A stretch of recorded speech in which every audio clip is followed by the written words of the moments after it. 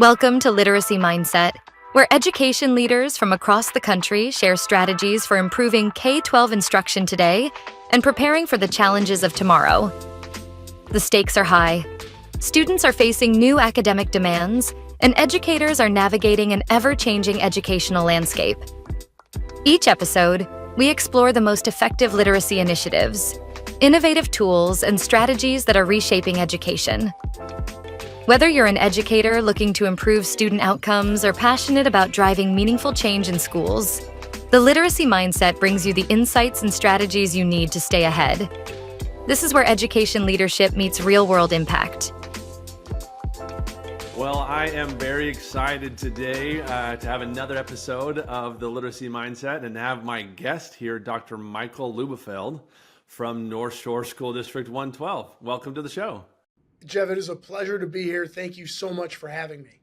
Well, it's a pleasure to have you. There's so many things you could be doing right now. I appreciate you taking time out of your day to join us and talk about literacy. We'll get into that for sure. But first, give us a little bit of your journey to North Shore, and then we'll talk a little bit about the district itself. Sounds wonderful. So I am a superintendent of schools. I'm very proud to be superintendent of North Shore School District 112. And I'm in my 7th year as superintendent. My journey is interesting in that I started as a social studies teacher at Black Hawk Middle School in Bensenville, Illinois, near the airport. Awesome. And I taught there for 4 years. And then in 1997, I came here to this district, North Shore 112. Okay. I was a social studies teacher, also taught reading and all that, which we'll get into literacy later, like you said. Right. Was an associate principal and principal at the middle school level, an assistant superintendent for personnel services. And then I left the district and became a superintendent. And I went to Norwich, which is also by the airport. I can't seem to get away from O'Hare. And then Deerfield. Yeah, I know. I'm close. I can't get left, right? Clark Griswold. And then I came back to North Shore as a superintendent. So it's really a dream to come back. Now, in our school district, we have about 4,000 students, ages 3 to 14, or grades pre-K through 8. We're an elementary school district in the northern suburbs of Chicago, 25 miles north of Chicago, 25 miles south of the Wisconsin border on the beautiful shores of Lake Michigan. The lighthouse is our emblem. We are a beacon of light.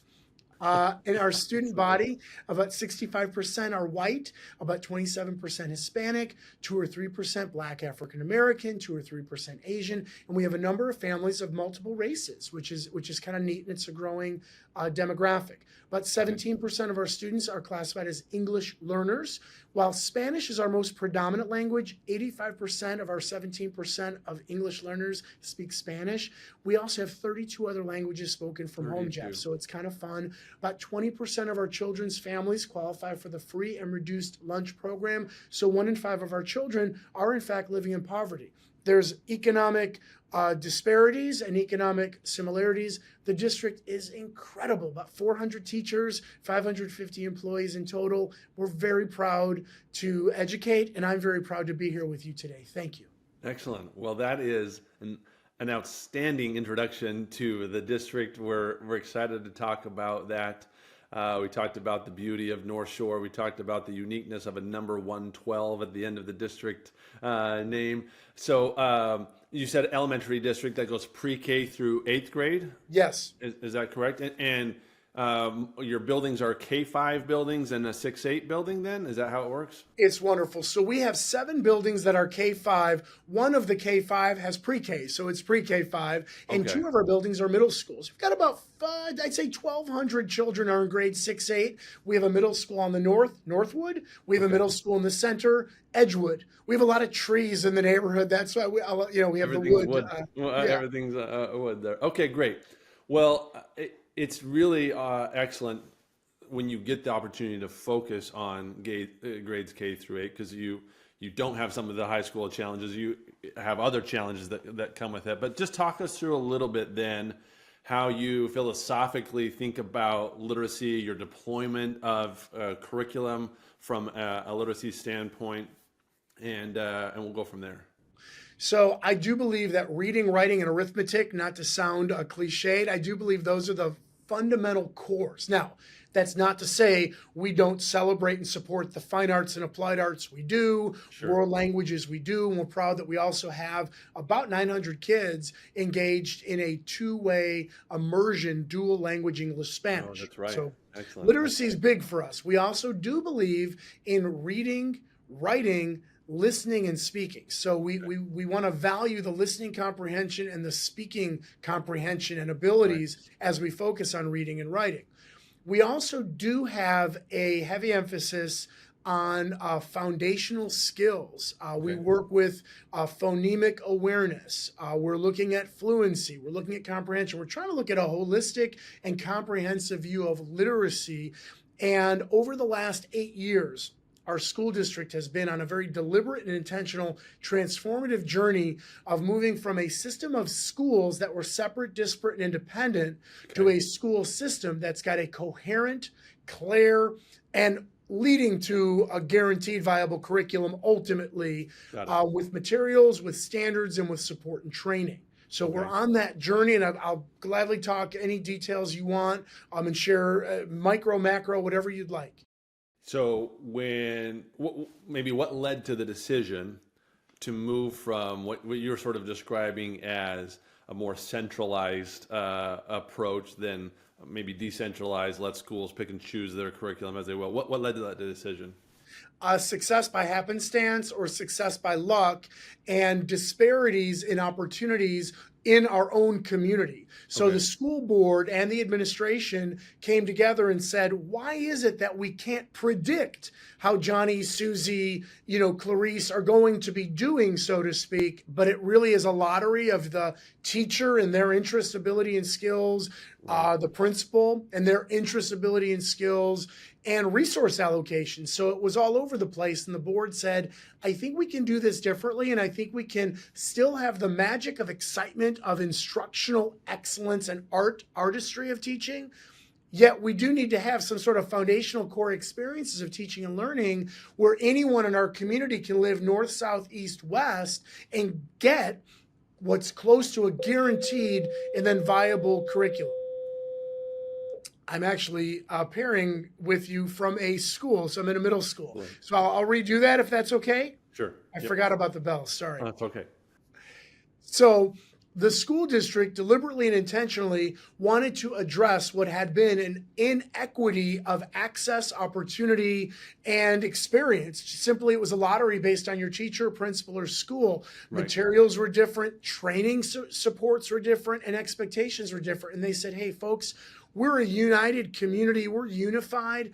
We would like a child, wherever they are, north, south, east, or west, to have essentially the same or really close to similar educational experiences and outcomes. Can we agree on the inputs so we can have a better sense of predicting what the outputs will be? And it's been right now going on an 8-year journey, and I'm real proud to be part of that here, and really proud to standardize certain elements while always celebrating the unique, unstandard, non-standard art of teaching. Yeah, well, that's a great point, and I think that's where I like to dive in to get philosophy and pedagogical alignment on when you go through and you standardize a curriculum, how do you ensure that you still have differentiation, that you still have individualization or personalization that can really drive success with students? So how do you make sure that teachers get that freedom and that luxury to do that uniquely while also still adhering to sort of a common curricula? So Jeff, it all starts and ends with leadership. And when that leadership follows what Peter Drucker and others said, culture eats strategy for breakfast. Right. The best strategy in the world is great. The best tactics are the world are great. If you don't have relationships with your teaching staff, with your administrative staff, with students and community, none of that will matter. So it's been a long, challenging, and thankfully really successful journey of building our culture. We've got a culture where we respect our teacher's voice, and our teachers understand the administrator voice and respect that. We're creating a culture where student choice, relevancy, engagement is becoming increased. We're creating a culture where families have a voice and a say, and they can comment on the service quality and their satisfaction levels. And we started by going from complete loosey-goosey, anything goes, to complete tightness of this is the pacing guide, this is the material, this is the standards, we're slowly lightening up. My philosophy is more here. Okay. The organization needed to go here for very specific reasons. And now that we're really getting out of the everything must be the same, we're now slowly but surely saying, okay, what are we going to do? For an example, and we can talk about it later if you'd like, using generative AI tools that are safe and ethical, are there ways the teacher, for example, using generative AI tools that are safe and ethical and respect data privacy and all that, are we able to take the standards and the materials but go a little bit uniquely for the teacher's skills and interest and the students' skills and interest? Are we able to say, here's the standards, here are the materials, and you've got a couple options with supplements. Maybe see what's going to happen here. We're on that point in our journey where we changed our first core curricular resource to our second core curricular resource, which had greater teacher investment and engagement in the selection process. So right there, very long-winded way of saying, get people in. Yeah.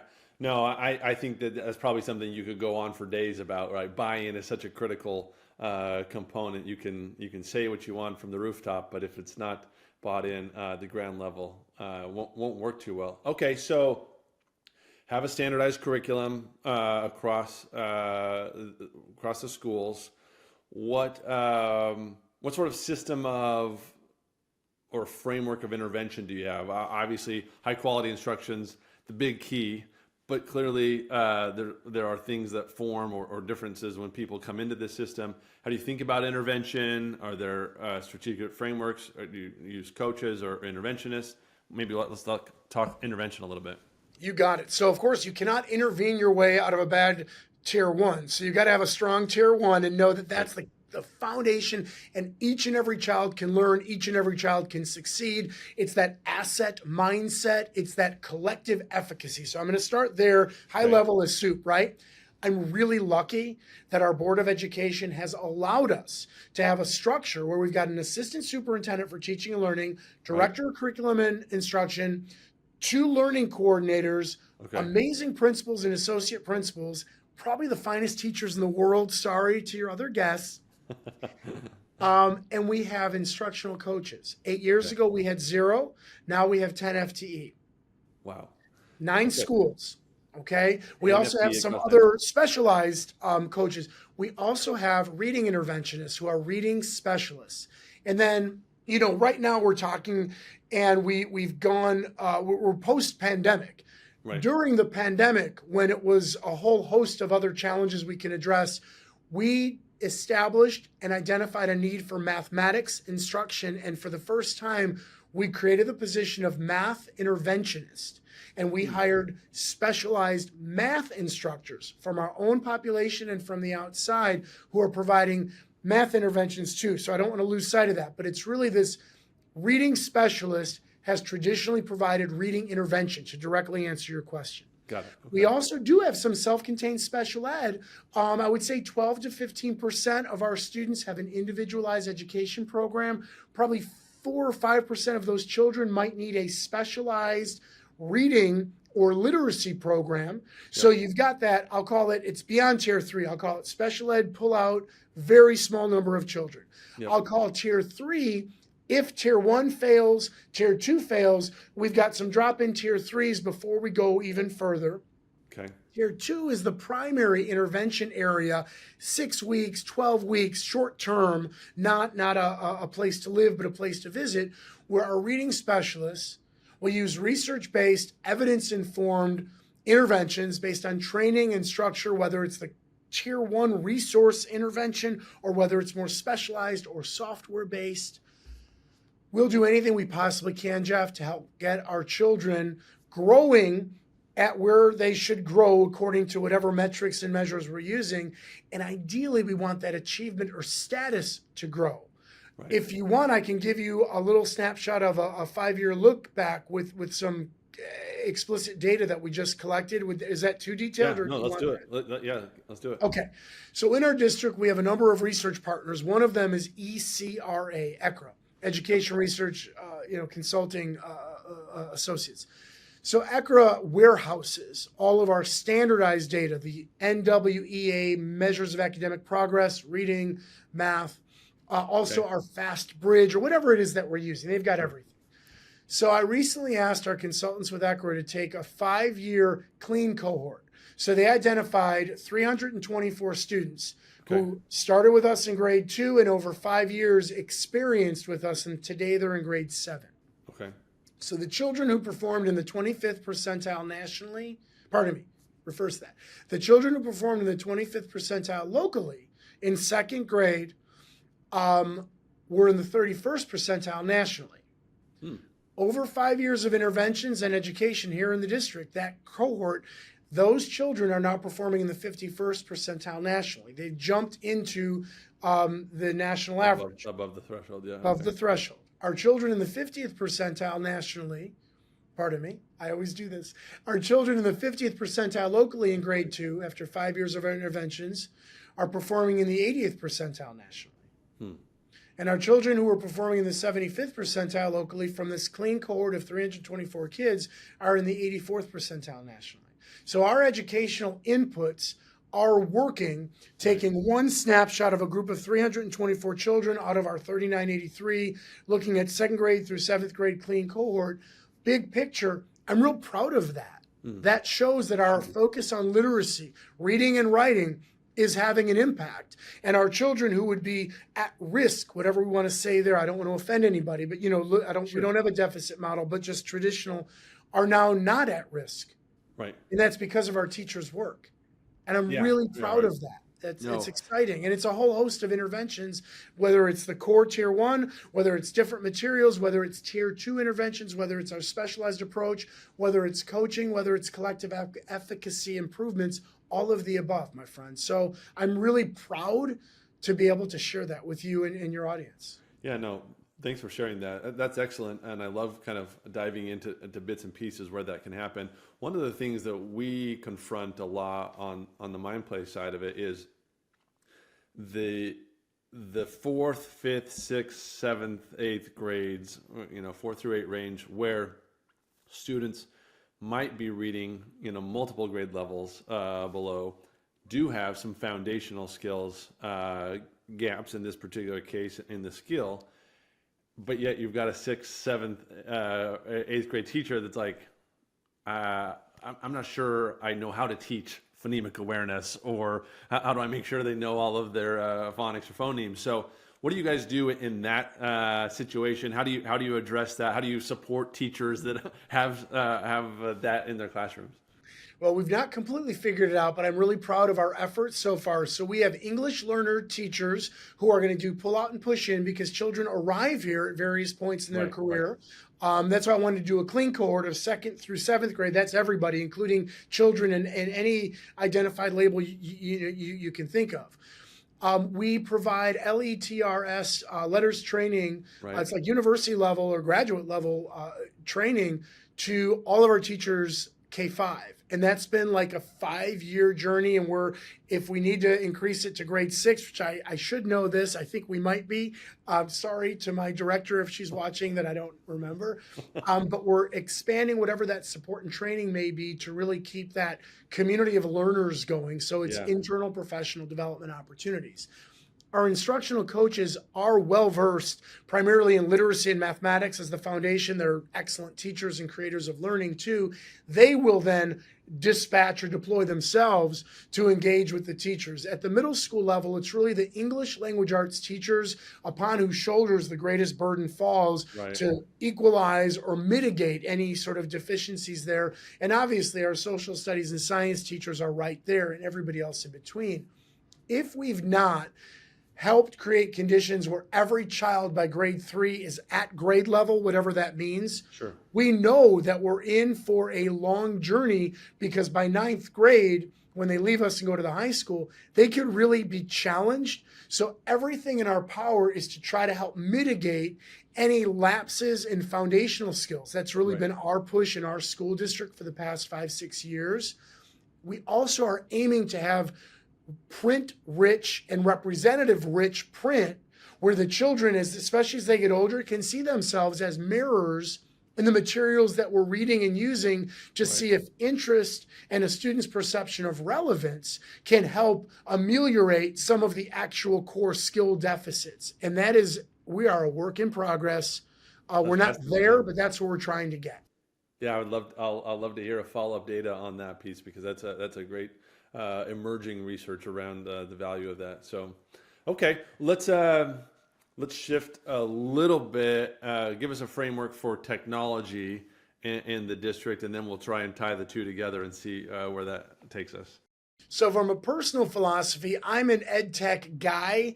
And when I was a teacher back in the 90s, some of your listeners weren't born, so I apologize to them. I won't do popular culture references. But back in the 90s, I was that guy who the tech department or the librarian would say, okay, you get the computer, you get the Laserdisc player. Yeah, I know I'm dating myself here, Jeff. Love it. You get all this stuff. So I've been trying to push the envelope pedagogically, instructionally, and most importantly for learning with technology over the years.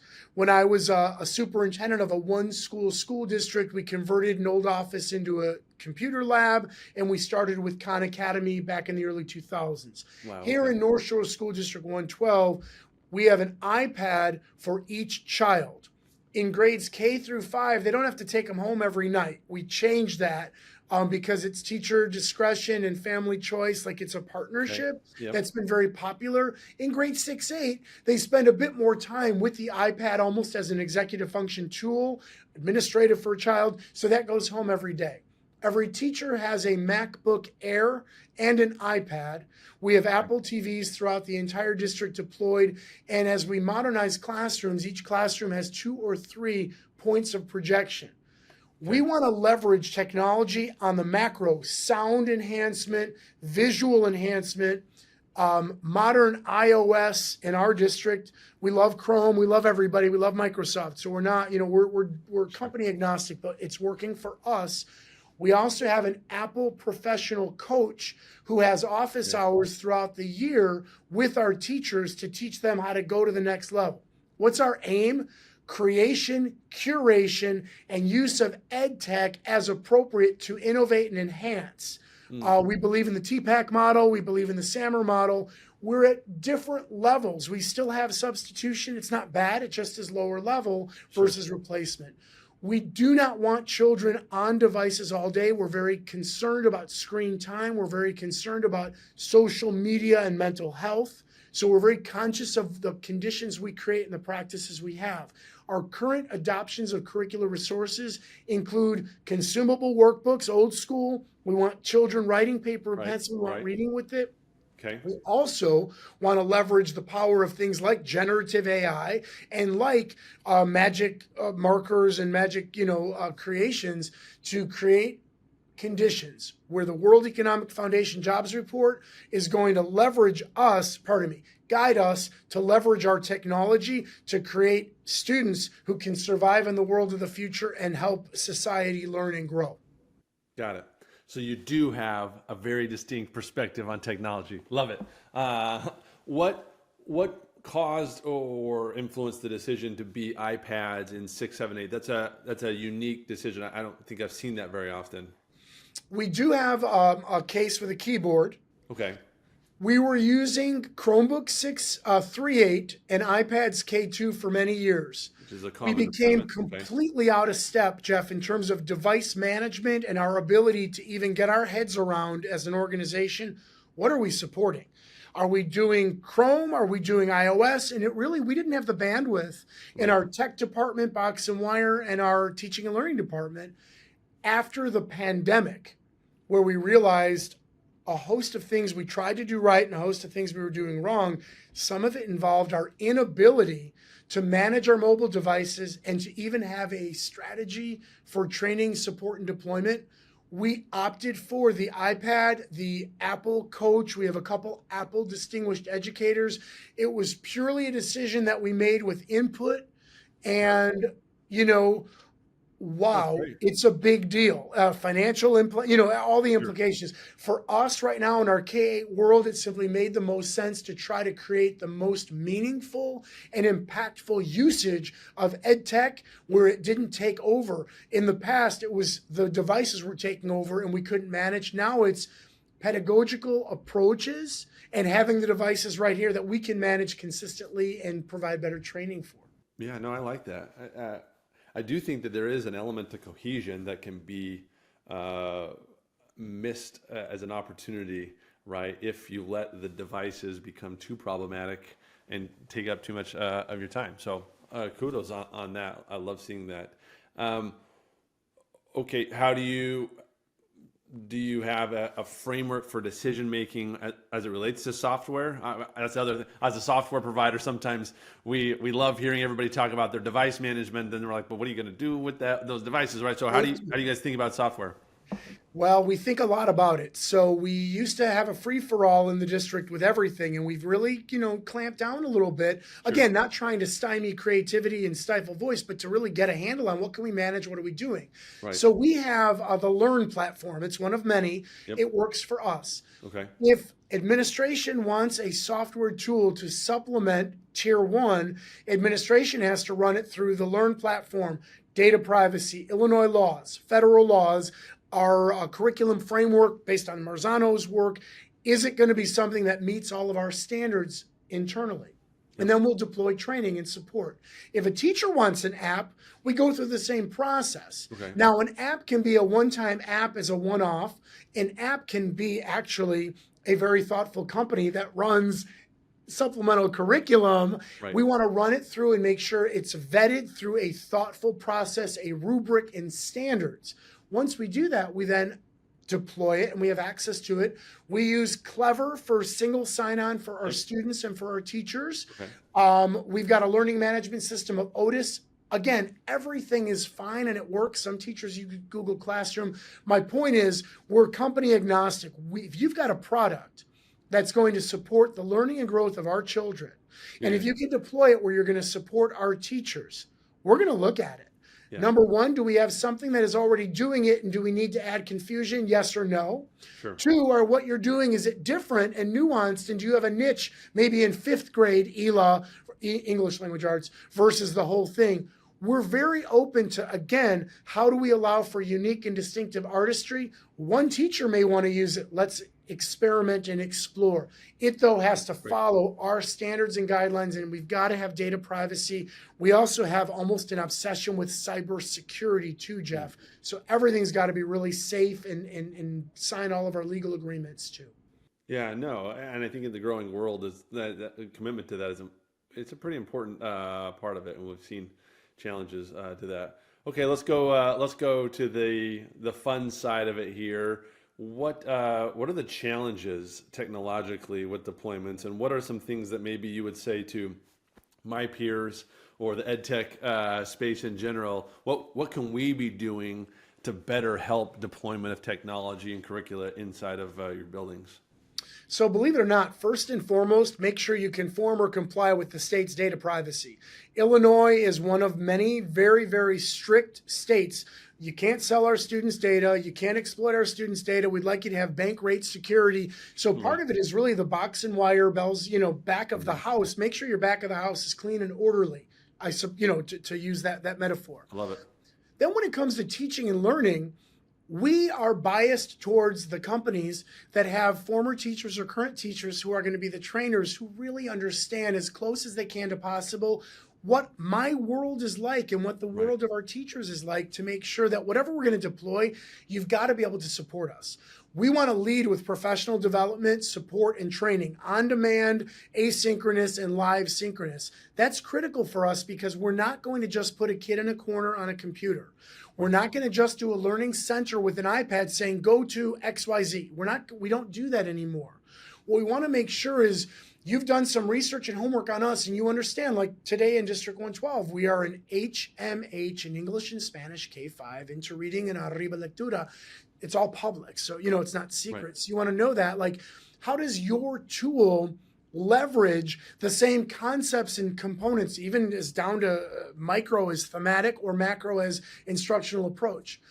We are a foundational literacy organization. We've got the fundamentals of science of teaching, reading and writing and learning. What does your tool or your suite of tools have to offer if we're measuring foundational skills, especially K1-2, but carrying it up 3-5 also because of the need?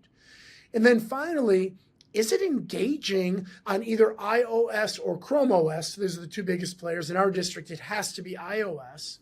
Yep. And then are you engaged or integrated with generative artificial intelligence? In our district, we have enterprise level relationships with Magic School AI and School AI right now. Okay. And how are the students going to be able to progress, learn, and grow?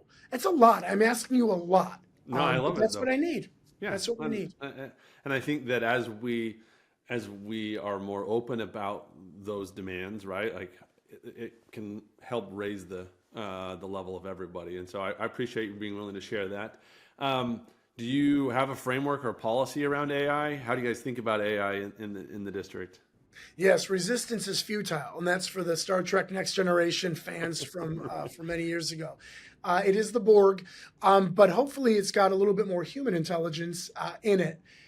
Back in May of 2024, our school district policy committee accepted guidelines for the use of generative AI with the purposes and the desired outcomes. We also referenced existing board policy that affords the superintendent and others the opportunity to put guardrails on it. We lead with why. Why would we want increased literacy from generative AI for our teachers and students? Because it's engaged in and embedded in all elements of their world. Why do we want to add to the artistry of teachers to go away from some of the rigidity and standardization that we do have in public education and here in our district? Sure. Because the generative AI tools afford us opportunities to maximize effective pedagogy and teaching strategies and make them more efficient, allow us to go from moderate or mediocre strategies and make them better, and it allows for legit and in-time individualization, personalization, and differentiation of learning opportunities and experiences for children like I've never seen before in my 35 years in this business and 15 years as a school superintendent. It is the most exciting suite of opportunities. It is at the same time terrifying as it is exciting. And I think it's incumbent upon us all to learn as much as we can and leverage it to make our work better and more impactful for our kids and for our teachers. Yeah, I do think that sometimes the excitement comes with the trepidation, right? It's like because there are some things that could go wrong, it also lets us know that there are so many good things that could come of it, and that's where the excitement comes from. Well, we could spend a lot of time talking about this, but we've done a lot. We've covered a lot of ground here. But since we're on the generative AI track, and I figure this might be where you're going to go on this, I'm going to leave you with a final question here. And that final question is pull out Dr. Lubelfeld's crystal ball here. Give me 5 to 10 years from now. Maybe it's in the generative AI side of it, but maybe it's not. Just like, what should we look forward to? What should we think about as we think about where education is going in the next 5 to 10 years? Give us that. I love that question, Jeff. This is powerful. So number one, at the foundation and core, human intelligence and the human intelligence movement make perfect sense. And while I'm very intrigued by an Arizona charter school that's developing this artificial intelligence for 2 hours and then guides on the side, very interesting, controversial in my world, I'm really eager to see what that turns into. I would love licensed, certified, supported and trained educators being part of the school system. I would also like to free us from the constraints of the systems that designed us, that are real effective in creating industrial revolution and factory-based workers, which we need. I would like to see in 5 years an actually reimagined school system where we take elements of the past and break these structures and create a renewed sense of student engagement, choice, and value. Going back to the nostalgia of the Little Red Schoolhouse, where you had multi-aged settings where teachers created conditions of learning across grade level and interest. I'd love to see that again conceptualized on scale. I'd love to see the emergence of conditions for learning where core skills are taught and learned, and every child in the United States and the world reads at a particular grade level standard by grade 3 or grade 2 in 5 years. So then grades 4 through 8 can be part of that development of individualized personality and curriculum, where you have workshop models in all these schools where we've got artificial intelligence robots, you've got human intelligence people, and you've got the mix of both, creating adaptive, forward-thinking and future-focused opportunities for children. And the high school becomes an apprenticeship model where real-world experiences and a whole host of new engagements replace the Carnegie Unit and the 1892 Committee of 10. Let's create a brand new world. We have the tools to do it.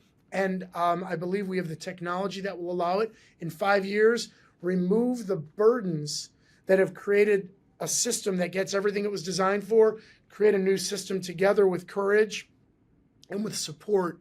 And then let's make the world an absolutely amazing place where humans, robots, and philosophers are united in purpose and spirit. Wow. What a hot take. I love that. That is bold. And yet it needs to take us to the place where we can get to something different. I appreciate that take. Thank you so much, Dr. Lubelfeld, for joining me today and having this conversation. It's been great. It has been really awesome speaking with you. Thank you very much for giving me the opportunity. Absolutely. Okay. Thanks for tuning in. If you found today's conversation insightful, be sure to subscribe to Literacy Mindset. You can also follow us on LinkedIn and YouTube for updates, resources, and to join the conversation. Have a topic you'd like us to explore? Let us know. We'd love to hear from you. Until next time.